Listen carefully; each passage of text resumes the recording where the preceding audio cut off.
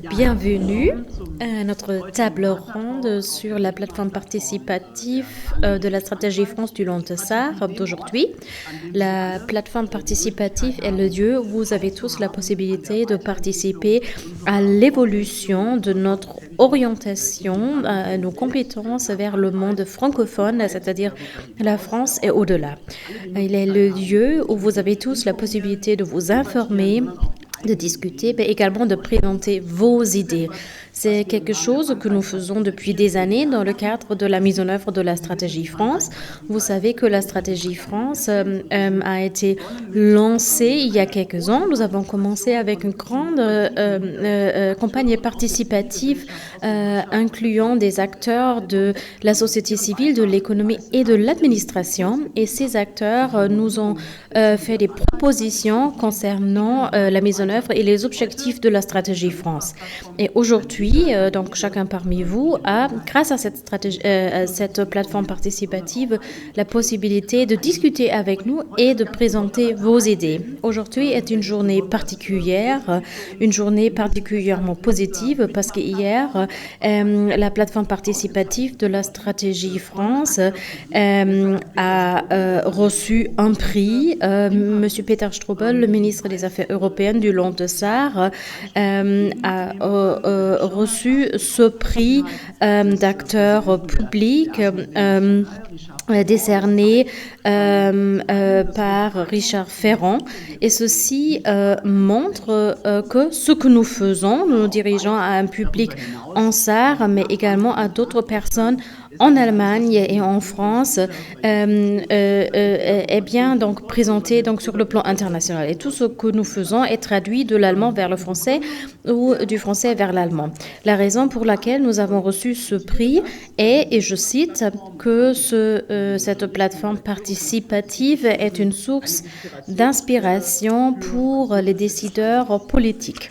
Et c'est pourquoi j'aimerais transmettre donc ces remerciements à tous ceux grâce auxquels nous pouvons discuter sur cette plateforme en ligne une fois par mois.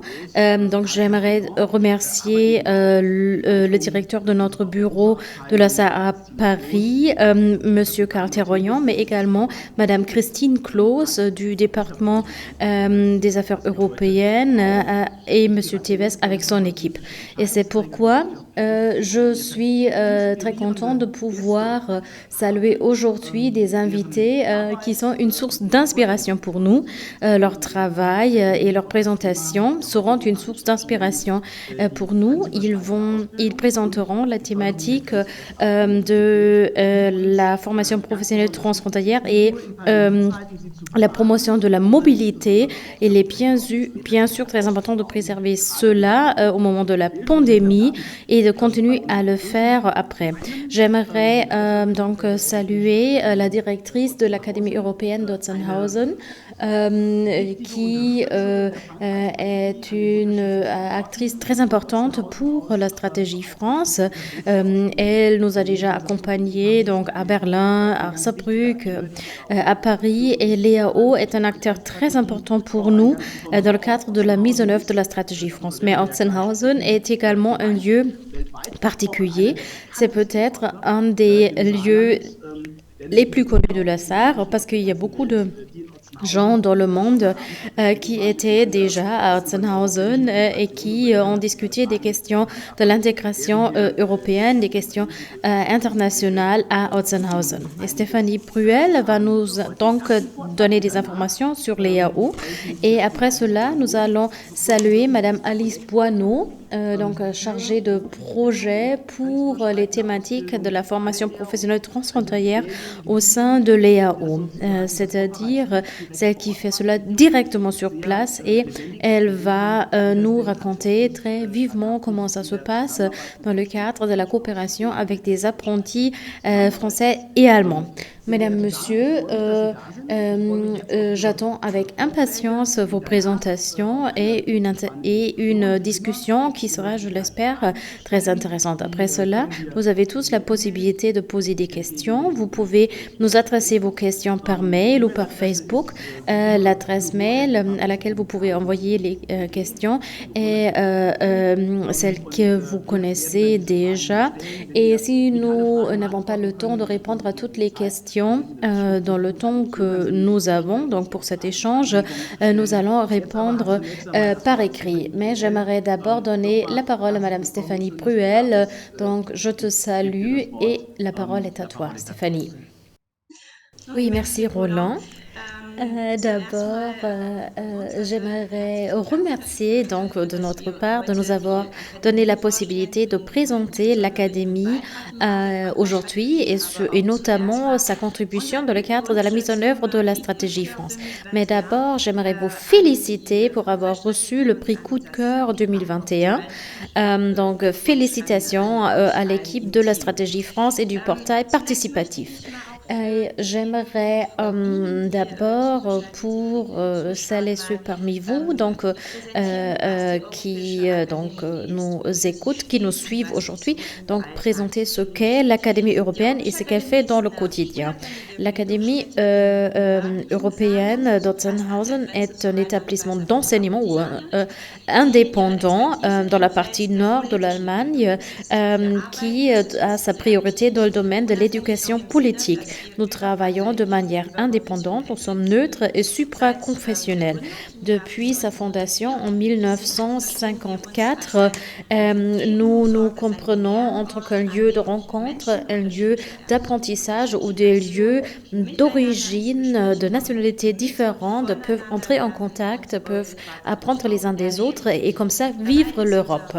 Notre slogan est l'Europe naît de la rencontre et c'est une vision pour nous, mais en même temps une réalité vécue pour environ 10 000 participants par an qui donc sont chez nous et qui viennent de l'Allemagne et de la France et du monde entier. Mais au-delà de cela, l'Académie est aussi un lieu de séminaires, de conférences. Nous avons un hôtel de congrès avec un équipement événementiel très moderne ainsi qu'un très bon restaurant, si je peux dire. Et celles et ceux qui étaient déjà là ne peuvent que le confirmer. Donc, quelle est notre mission éducative? On peut le dire de la manière suivante. Nous voulons accompagner de manière critique le processus d'unification européenne. Notre indépendance joue un rôle très important et nous souhaitons faire avancer ce processus grâce à l'information et l'éducation afin d'accompagner les citoyennes et citoyens sur leur chemin vers une citoyenneté active en leur donnant un espace pour leurs propres idées. Et nous faisons cela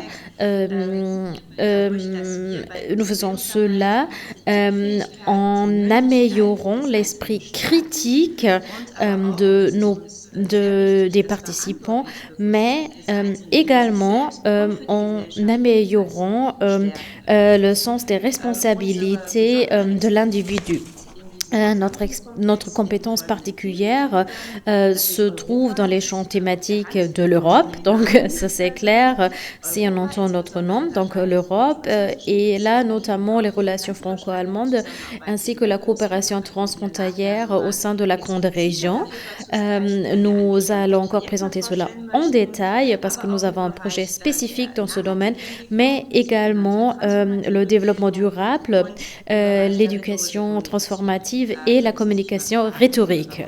Donc, pourquoi la communication rhétorique? Ceci peut s'expliquer grâce à la philosophie de notre travail éducatif. Nous accompagnons les citoyens sur leur chemin donc vers la compréhension, mais pour bien pouvoir comprendre, je dois être capable de défendre mon avis donc avec des arguments et d'entrer dans un discours critique, ce qui est de plus en plus important à notre époque, marquée par des fake news et d'autres tendances. Nous avons 4 priorités en matière d'éducation. Nous sommes d'abord encore très actifs dans le domaine de la formation extrascolaire.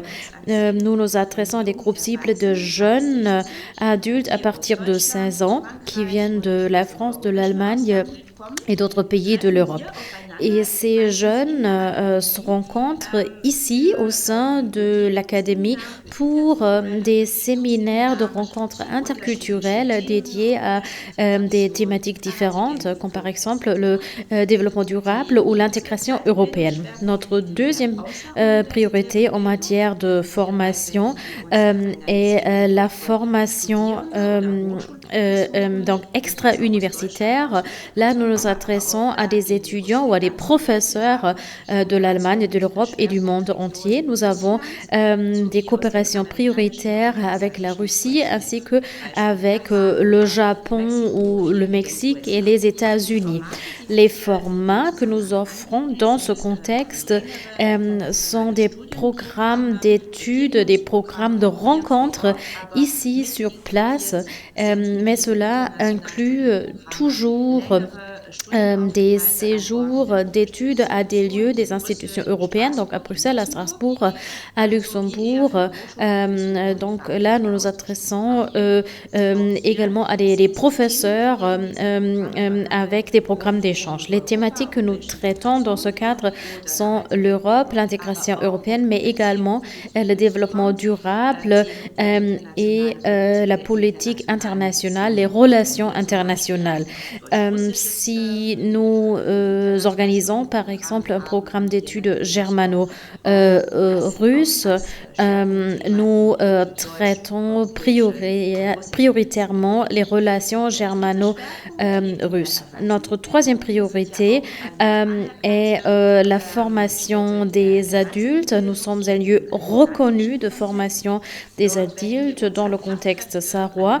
Nous nous adressons à des enseignants, mais nous avons également des offres pour des soldats de l'armée Allemagne que nous mettons en œuvre dans le cadre de la mise en œuvre de la mission éducative de l'armée. Et là, nous organisons notamment des séminaires et des colloques. Et nous avons également des offres pour le public, c'est-à-dire pour tous les citoyens intéressés, dédiés à des thématiques actuelles d'importance pour la société, par exemple le Brexit ou dans le cadre de la semaine franco-allemande, nous avons par exemple organisé un colloque dédié à la thématique de l'état des relations franco-allemandes. Cette année, nous allons certainement organiser une manifestation dédiée à la thématique des élections fédérales. Et ces événements sont des événements de courte durée. Souvent, ce sont des soirées que nous n'organisons pas toujours à Otzenhausen. Donc, ce sont des événements que nous organisons à Saarbrück, par exemple. Ça dépend toujours du lieu où se trouvent nos partenaires de coopération. Donc, des lieux où nous pouvons facilement atteindre nos groupes cibles. Jusqu'en mars 2020, tout cela s'est passé surtout en présentiel, donc chez nous ou par exemple à Saarbrück. Mais depuis un an, nous voyons les conséquences et nous vivons les conséquences de la pandémie de Covid-19 et nous avons lancé de nouveaux formats, des formats numériques. Il y a également des formats hybrides, c'est-à-dire une partie des participants se trouve chez nous à Otzenhausen, donc chez soi, et l'autre partie participe de manière digitale. L'année dernière, nous avions par exemple un forum de jeunes franco-allemands que nous avons organisé conjointement avec le ministère des Affaires européennes du Land de Saar et l'OFAGE, donc pour accompagner la conférence des ministres allemands chargé des affaires européennes. Et là, 30 jeunes étaient ici chez nous et 10 jeunes qui vivent à Paris, qui n'ont pas pu se rendre chez nous, ont participé de manière numérique. Où le forum sur l'Amérique latine a été organisé par nous avec le réseau politique du développement du Long de la Sarre, avec des participants sarrois ici et des participants de l'Amérique latine qui ont participé de manière numérique. Nous offrons également beaucoup de vidéoconférences en ligne sous forme d'afterwork, par exemple, l'événement L'Europe à l'ère du temps, donc des manifestations dédiées à des thématiques actuelles. Et nous avons développé un podcast l'été dernier qui s'appelle Et je dis cela à voix haute. Et l'idée derrière derrière ce podcast qui est mis en œuvre par deux responsables d'études est d'offrir un accès plus simple à des thématiques qui semblent être très complexes. Des thématiques comme par exemple l'intégration européenne sont souvent un peu complexes et peuvent également être ennuyants. C'est pourquoi nous souhaitons offrir un autre accès. Donc je vous invite à écouter notre podcast. Par an, nous organisons entre 100 et 150 manifestations, événements. Nous ne faisons cela pas seuls. Nous avons un réseau d'organisations partenaires qui est très grand. Donc, parmi cela se trouvent des écoles, des ONG ainsi que des ministères de l'Allemagne et du monde entier. Donc, dans ce contexte, quelle est la contribution de l'Académie à la stratégie France si on voit que nous agissons aujourd'hui sur le plan mondial?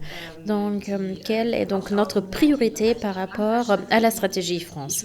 Je dirais que c'est quelque chose qui va de soi parce que l'Académie a été créée en 1954, c'est-à-dire dans l'après-guerre, et elle a été fondée en tant que centre d'éducation pour la jeunesse de l'Europe, mais surtout pour la jeunesse franco-allemande. Ceci dans le contexte de l'entente, de la conciliation franco-allemande, et ceci avec la perspective de penser et de concevoir l'Europe de demain.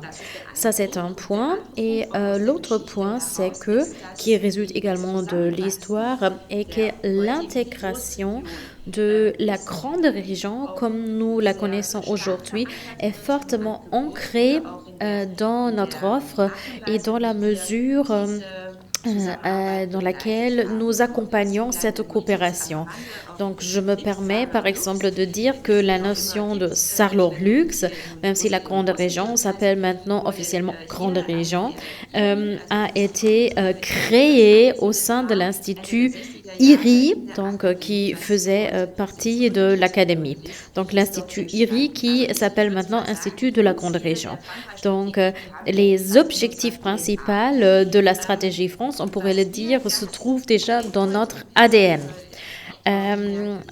Et je me permets de vous présenter un projet que nous mettons en œuvre dans le domaine de la promotion de la mobilité des jeunes et que nous sommes encore en train de faire évoluer. Ce projet est mis en œuvre depuis 2005 sous la forme suivante. Nous organisons des ateliers de sensibilisation et d'information au sein de lycées professionnels en Sarre et en Lorraine. La thématique, ça c'est clair, sont des expériences de mobilité transfrontalière, c'est-à-dire quelles possibilités est-ce que les candidats ont, mais également quelles sont les barrières, les obstacles auxquels ils sont confrontés, ainsi que des informations sur les interlocuteurs qui peuvent accompagner les jeunes qui souhaitent le faire. Ce projet est mis en œuvre en étroite concertation avec l'Agence du travail et EURES, et nous nous adressons à des élèves, à des apprentis en formation à temps plein ainsi qu'en formation par alternance. Pourquoi avons-nous créé ce projet en 2015? Donc, je me permets de décrire le contexte. Donc, à cette époque, il y avait une pénurie de main-d'œuvre très forte en Sarre et de l'autre côté de la frontière, en Lorraine, il y avait un taux de chômage de jeunes qui était très élevé.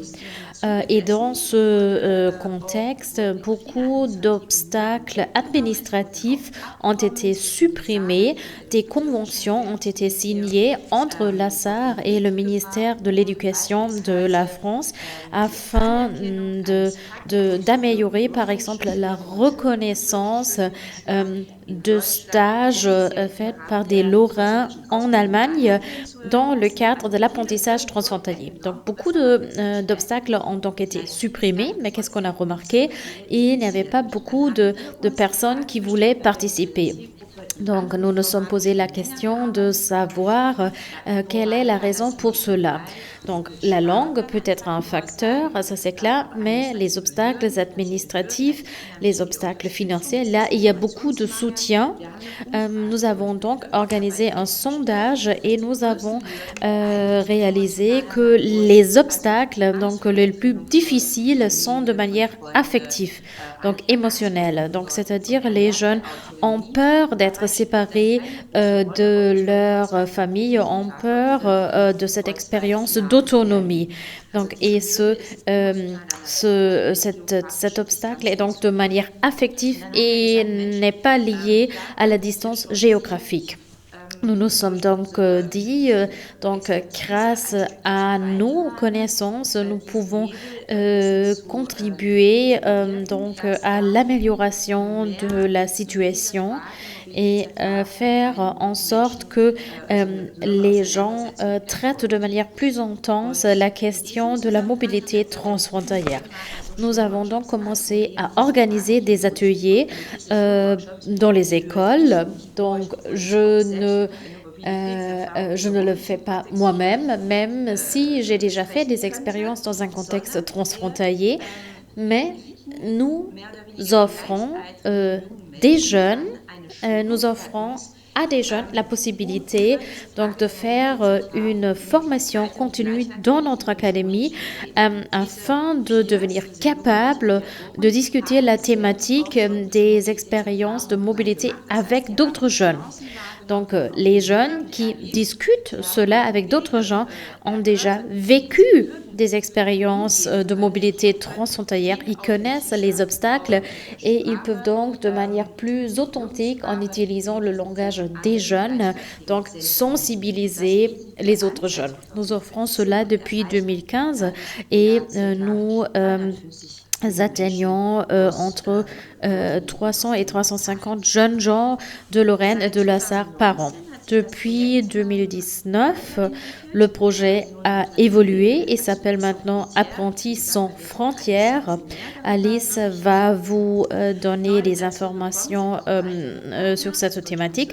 A eu un nouveau partenaire et l'OFAGE ainsi que la fondation ASCO Europe, qui est une organisation partenaire de l'EAO. Le groupe cible a également été élargi et concerne maintenant des élèves dans notre région qui font un apprentissage intégré transfrontalier. Nous offrons des ateliers de sensibilisation, d'information, mais également des offres de formation continue concernant des compétences interculturelles, donc nécessaires pour le travail dans des entreprises dans le pays partenaire. Et ceci surtout parce que nous avons remarqué que cet aspect d'apprentissage de soft skills, notamment les compétences interculturelles, à l'école et dans l'entreprise n'est pas traité suffisamment. Et nous savons tous que les compétences interculturelles ont une importance très très grande afin de faire en sorte qu'il n'y ait pas de malentendus, par exemple. La mise en œuvre de ce projet pour les apprentis transfrontaliers est quelque chose qui est un peu dans un impasse depuis la réforme de la taxe d'apprentissage en France.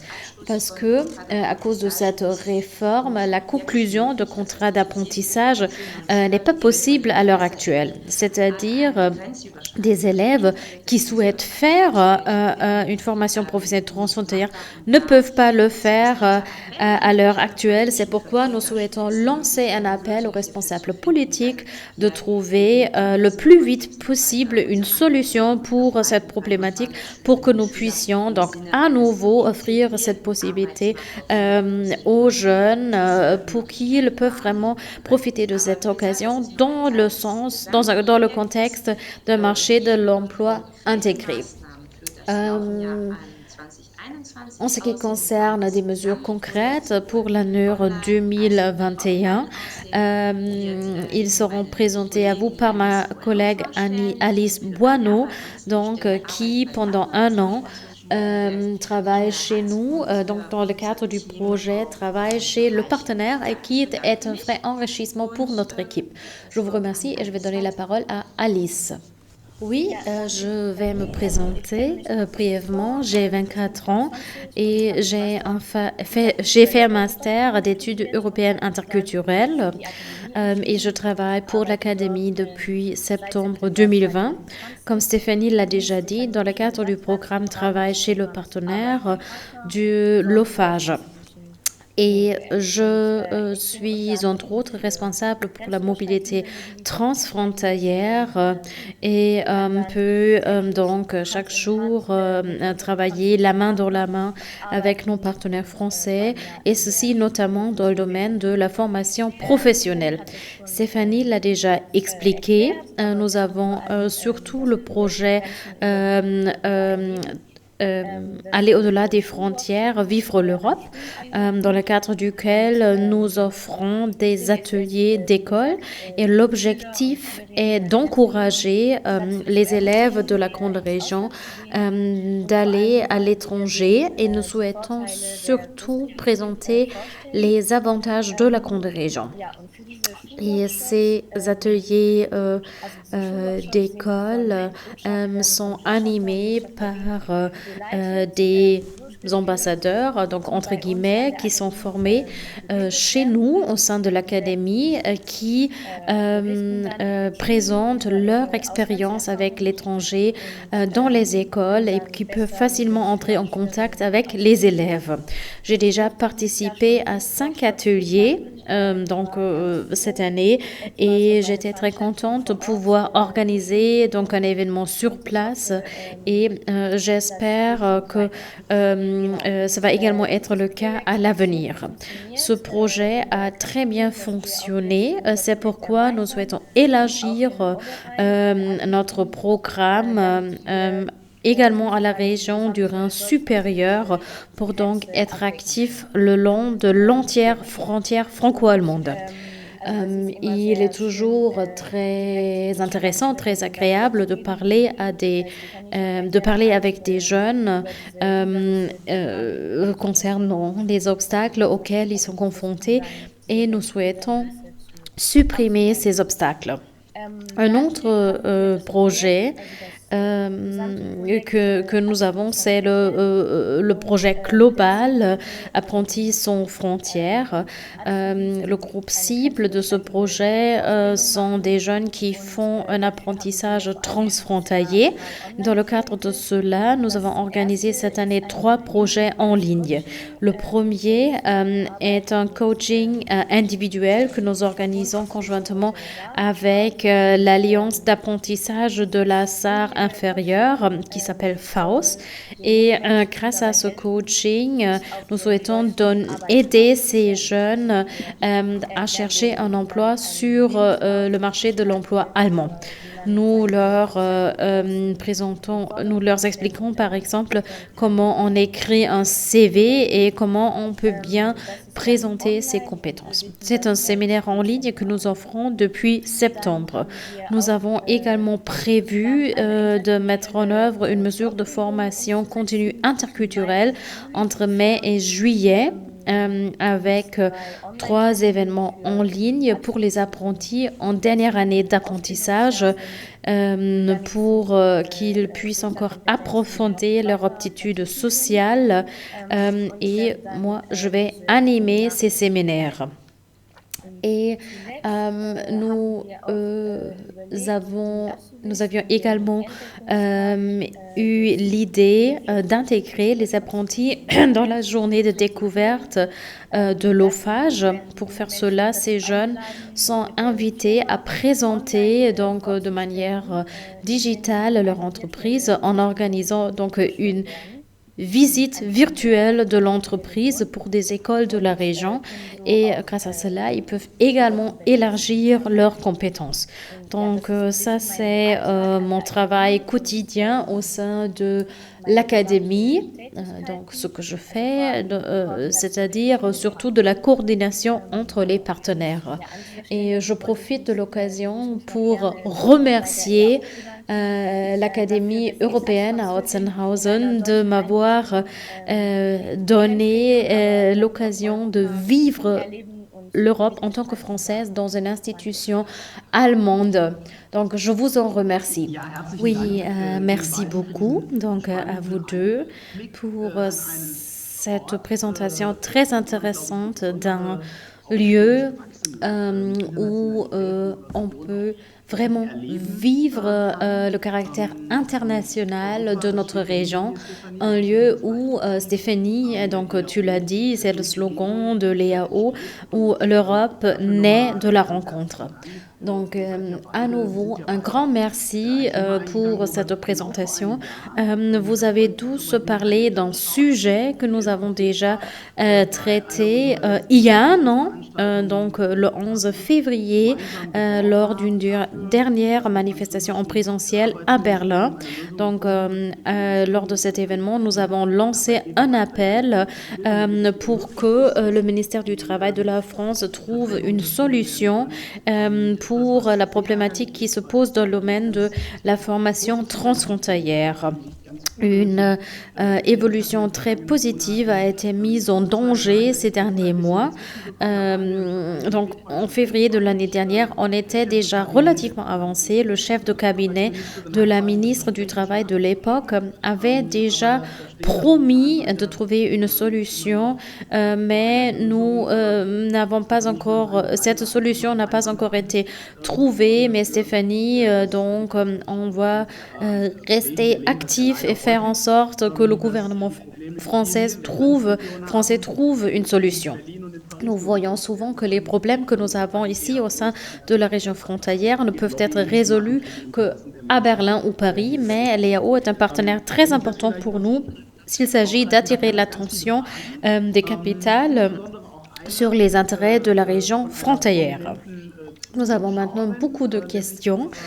Donc, entre autres, une question formulée par Madame Catherine Robinet, l'ancienne consul générale de la France à Saarbrück, qui travaille aujourd'hui pour le ministère des Affaires étrangères de la France, qui nous transmet ses salutations les plus chaleureuses et qui se demande comment on réagit donc au sein de l'EAO, c'est-à-dire au sein d'un centre de rencontre à l'heure actuelle où on ne peut rencontrer des personnes à cause de la pandémie de COVID-19. Mais on va d'abord regarder les autres questions que nous avons reçues. Je les lis, donc tout se passe en direct. Nous avons une question qui nous a été adressée par Madame König. Donc, je la lis. Donc, Madame Pruel, merci pour cet échange. J'ai participé au Forum des jeunes franco-allemands à Otzenhausen et j'y ai passé vraiment un temps superbe et j'ai appris beaucoup de choses.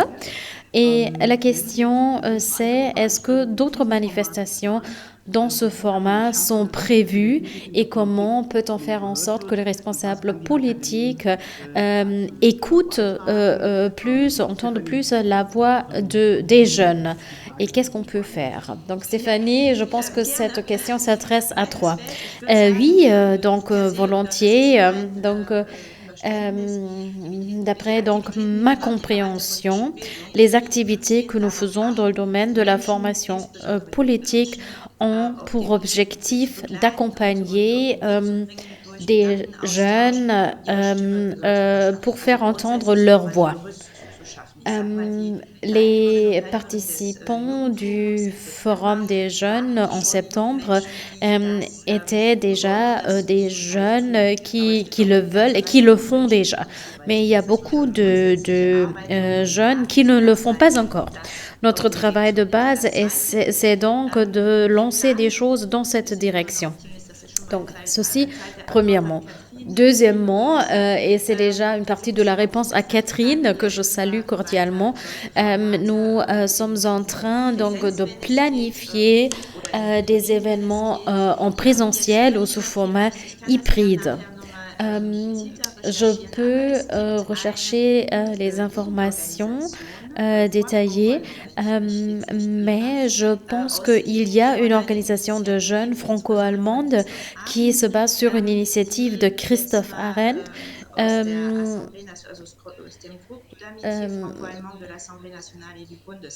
Du groupe d'amitié entre l'Assemblée nationale et le Bundestag allemand. Donc un groupe de jeunes franco-allemands qui est également un portail Facebook. Et ce groupe de jeunes présente la vision pour l'avenir des relations franco-allemandes et qui souhaite créer une plateforme pour cela. Et nous participons à ce processus, nous accompagnons ce processus et donc c'est vraiment quelque chose de très nouveau. On a été contacté il y a 2 semaines et on va maintenant voir comment on peut accompagner ce processus. Ce sont donc des formats des jeunes, pour les jeunes auxquels nous participons, dans lesquels nous intégrons nos expertises, notre savoir-faire afin de faire avancer les choses. Et les canaux qui existent, les canaux des médias sociaux, par exemple, peuvent également être utilisés pour faire entendre la voix des jeunes. Et la deuxième partie de la question, Roland, si je peux permettre, c'est ce que nous pouvons faire, c'est ce que nous pouvons faire en tant qu'institution de formation. Mais nous ne pouvons pas le faire seuls. Nous avons toujours besoin du soutien des responsables politiques. C'est pourquoi je mentionne cette initiative du groupe d'amitié franco-allemand, parce que ça, c'est un très bon projet pour moi. Il est porté et soutenu donc du côté politique et on s'adresse aux jeunes en disant faites quelque chose. Et la question est de savoir donc comment est-ce que les jeunes réagissent et qu'est-ce qui va se passer sur le plan politique ou du côté politique. Oui, donc Madame Koenig, d'abord, merci beaucoup d'avoir participé à ce forum des jeunes parce que l'idée était d'organiser ce forum des jeunes en parallèle et en tant que partie essentielle de la rencontre des ministres allemands chargés des affaires européennes. Donc un forum de jeunes qui non seulement traite certaines questions, mais à la fin duquel les résultats vont être présentés aux ministres allemands ainsi qu'aux représentants de la France. Et ceci sous forme d'un dialogue donc à un niveau égal. Donc, c'était un vrai dialogue. On s'est pris au sérieux et je pense que tous les participants ont d'un côté compris la situation des décideurs politiques, mais d'autre côté également les perspectives à long terme des jeunes qui ont formulé des attentes très claires donc après leur forum. Donc, j'avais l'honneur d'animer donc ce forum et je pense que c'était vraiment un des moments phares de la conférence des ministres des Affaires européennes. Donc, tous les responsables politiques savent que si on présente une idée et on lance une réflexion, des processus politiques peuvent être très longs. Et c'est pourquoi je pense qu'en ce qui concerne la participation politique des jeunes, nous devons nous prendre mutuellement au sérieux et nous devons entrer dans un vrai dialogue. Et nous, en tant que ministère des Affaires européennes du Lantessar, nous essayons donc de faire ou d'organiser la participation sous forme d'un vrai dialogue et nous essayons de faire en sorte que les points donc sur notre agenda soient déterminés et viennent du bas vers le haut, donc par exemple des forums des jeunes. Et nous essayons de faire de cela une partie intégrante de notre projet. Donc, Madame Koenig, je vous remercie à nouveau d'avoir participé à ce forum des jeunes. Et je pense que cet événement était vraiment très réussi et les participants en ont beaucoup profité. Mais Madame Boineau, j'aimerais également poser une question parce que vous avez parlé de votre travail dans les écoles. Vous avez dit que vous entrez en contact avec les jeunes dans les écoles pour leur présenter les possibilités qu'offre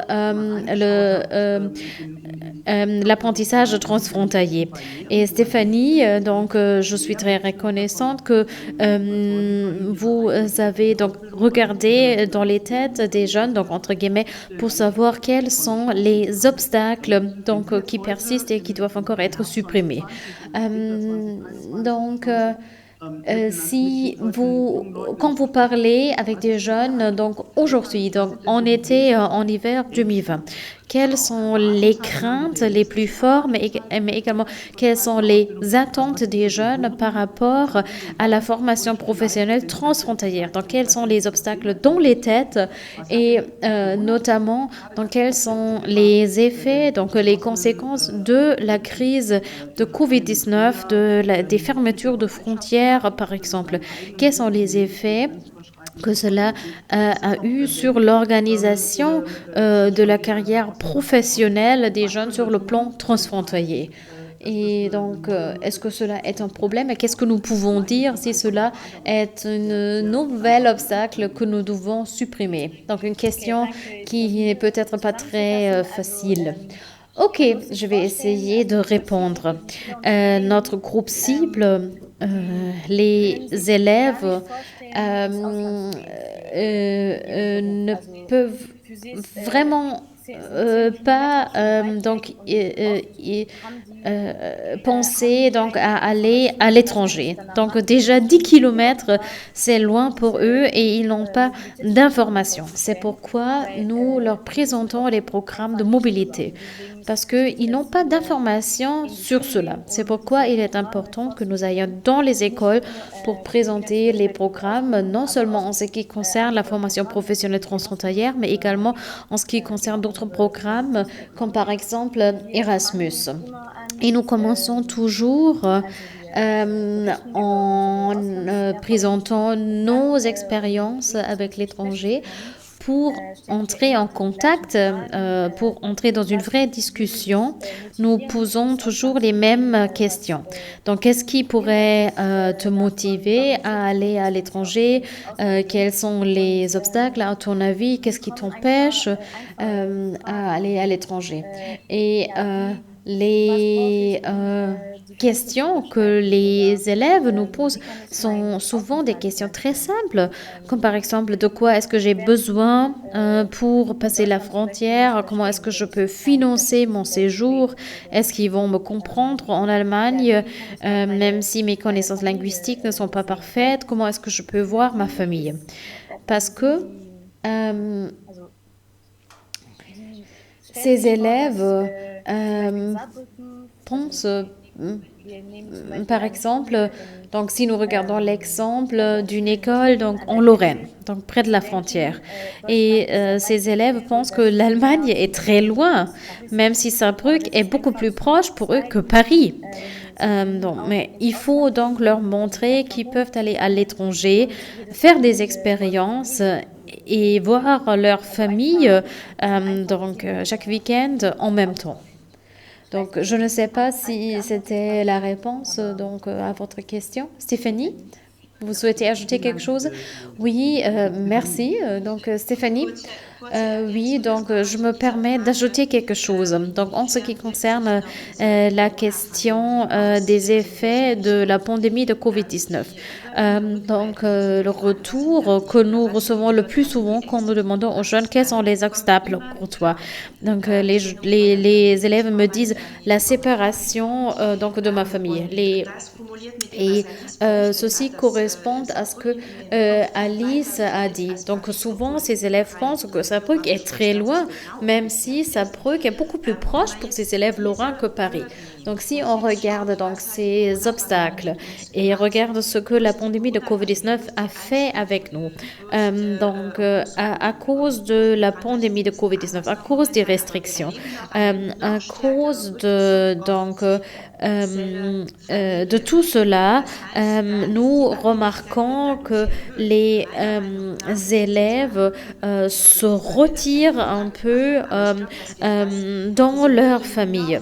Donc les obstacles sont renforcés parce que depuis un an, nous sommes tous réduits à la famille. On pourrait dire que la pandémie de COVID-19 aggrave encore les obstacles pour les jeunes.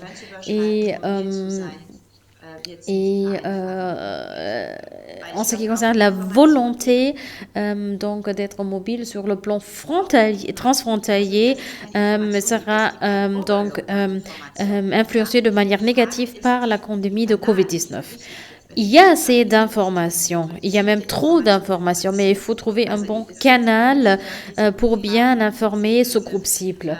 Les réponses que nous recevons de la part des élèves sont souvent très tristes pour nous. Donc si on demande par exemple qu'est-ce que c'est la mobilité pour toi? Donc, les élèves disent souvent, ce sont les transports en commun. Et donc, ça, c'est notre point de départ.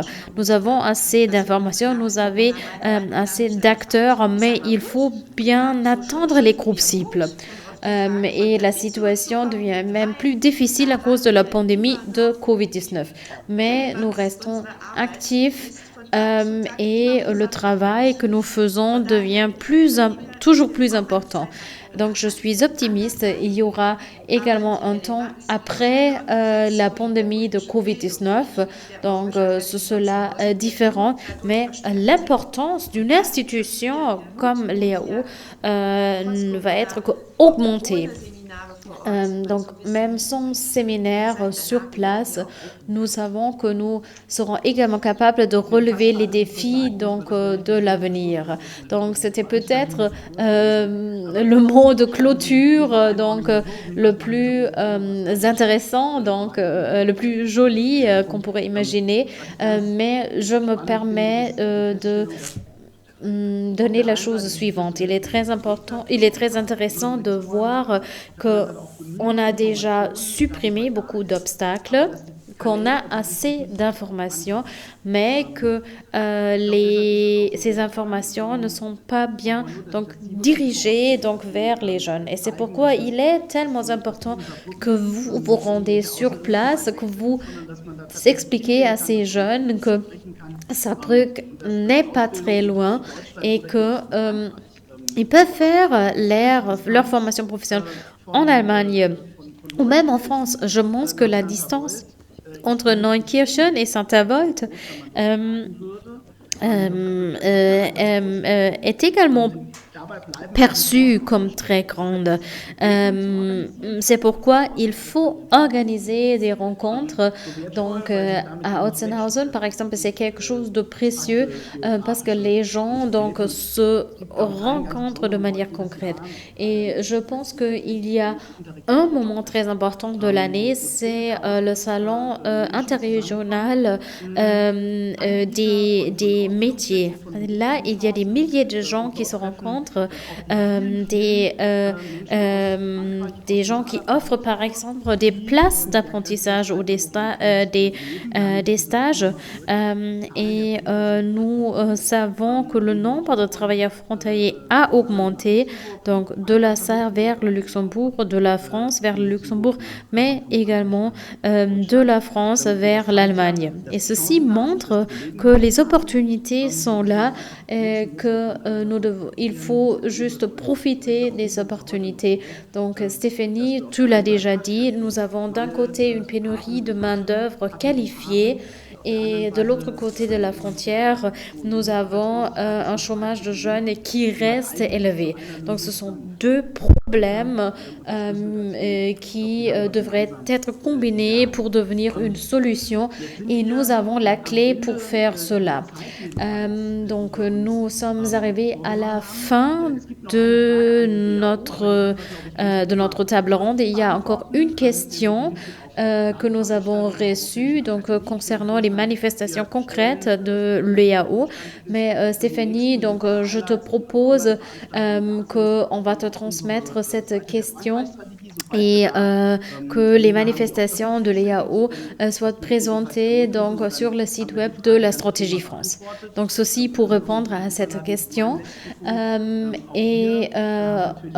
la fin de la manifestation, je me permets d'attirer votre attention sur le fait que notre prochain événement va avoir lieu le 18 février. Ce sera une table ronde avec Madame Janine Lauque et on va parler avec elle de la communauté française en SAR et de sa contribution à la richesse culturelle de notre région. Et en mars, il y aura également d'autres manifestations avec d'autres acteurs qui nous accompagnent en Allemagne, en SAR. Et à la fin de cette table ronde, je me permets, chère Stéphanie, Madame Boineau, de vous remercier d'avoir participé. Donc Stéphanie le sait.